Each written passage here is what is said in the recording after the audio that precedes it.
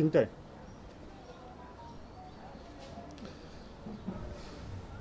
জনৈক ব্যক্তি জানান তার মেয়ের লাশ পাওয়া গিয়েছে একটি ধানের জমিতে।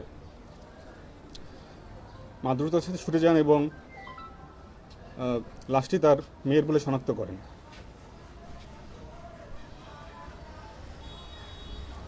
এ সময় জনৈক ব্যক্তি জানান যে তিনি অভিযুক্ত মফিজুল ইসলাম প্রকাশ বা মফুকে তিনি সকাল 11টার দিকে এই বাঁশঝাড়ের ভিতর থেকে দ্রুততার সাথে বের হয়ে যেতে দেখেছেন। আমরা অবিলম্বে তার খোঁজ করি এবং তাকে আমরা গতকাল ধৃত করি।